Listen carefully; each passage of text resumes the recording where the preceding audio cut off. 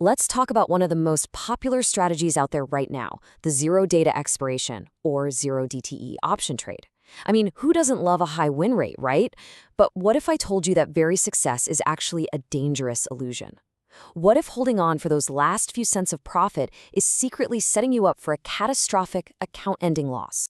Picture this, because I'm sure many of you have been here. It's 3:59 p.m.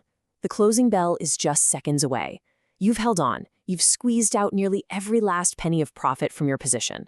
Your portfolio is green. It feels amazing. It feels like a perfect win. But what if that feeling of victory is a total mirage? What if, by holding that position right up to the bell, you've unknowingly walked right into a trap that your models, your platform, everything you rely on can't even see? Okay, so first, let's really dig into this win rate illusion. We're going to unpack why that impressive 95% number might just be the most dangerous metric you're looking at. You've heard the saying, right? It's the classic trap of picking up pennies in front of a steamroller. And that leads us right to the real problem here, the settlement time bomb. See, the hidden danger, it all starts with a really simple question.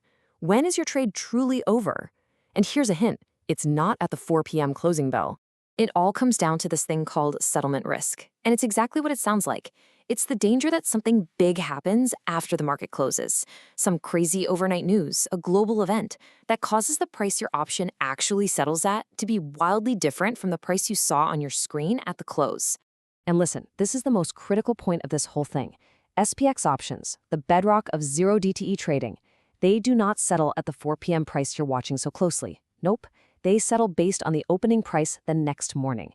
And that gap, that space between the close and the next day's open, that's where all the hidden risk lives. Now, here's where it gets really interesting. This overnight gap, it doesn't just add a little risk. It completely shatters the standard math models, like Black-Scholes, that pretty much all traders rely on to price risk. Those models are built for continuous market. But that overnight gap means they're running on a fundamentally flawed assumption. Some deep research into this found a number that should honestly stop you in your tracks. 14.8. That is the kurtosis of these overnight price gaps. Now, in simple terms, kurtosis just measures the fatness of the tails in a set of data, basically how often extreme, way out there events happen.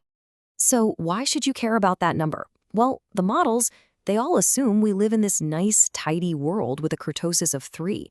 But reality, clocking in at 14.8, is so much wilder and more unpredictable. It means those black swan events, those huge overnight moves that can wipe you out, are way, way more common than your trading platform is telling you. And to put that into perspective, look at this. Those extreme account-destroying moves, they happen 6.7 times more often than the standard models predict. You are literally flying blind into a storm that is nearly 7 times more powerful than you've been led to believe. So this all leads to this really kind of twisted paradox. It turns out that the trades that look the absolute safest at 4 p.m., the ones that are pinned just out of the money, are actually the most dangerous ones of all. Let's look at this first scenario. Okay, so you've got a short put. It closes a comfortable 25 points away from the money. The probability of it actually losing money at settlement is less than 1%. The expected loss is just a couple of bucks. I mean, that looks like a sure thing, right? But now, look what happens when that trade is pinned just 2 points away. All of a sudden, the probability of a loss at settlement just explodes to almost 14%. And the expected value of holding that trade, it plummets to a loss of over $100. The closer you are to that pin, the more negative your real expectation becomes. So what do the pros know that most traders don't? Well, let me tell you, they aren't ignoring this risk. In fact, their entire end-of-day strategy is built around avoiding it completely. See? They know this gap risk exists, and they want absolutely nothing to do with it. After about 3:30 in the afternoon, they are actively selling these positions, just dumping the risk. And guess who's on the other side of that trade, eagerly buying it up for a few extra dollars? Yep, it's you. This really creates a very clear choice, doesn't it? On one side, you're holding until 4 p.m., chasing the last little scraps of profit while unknowingly taking on this huge, unpriced risk. And on the other side, you've got the pros, who are closing out by 3:30, locking in a slightly smaller but certain profit, and sleeping very soundly at night because they have zero settlement risk. Let's put some hard numbers on that choice, okay?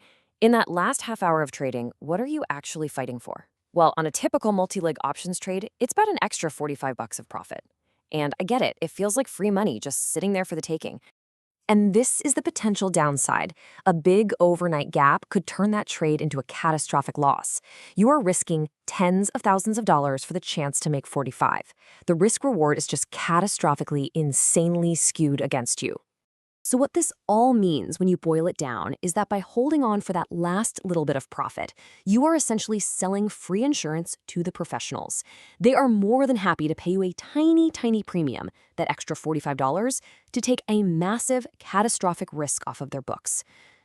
So the next time you're watching that clock tick down at 3:59 on what looks like another perfect trade, I want you to ask yourself one simple question.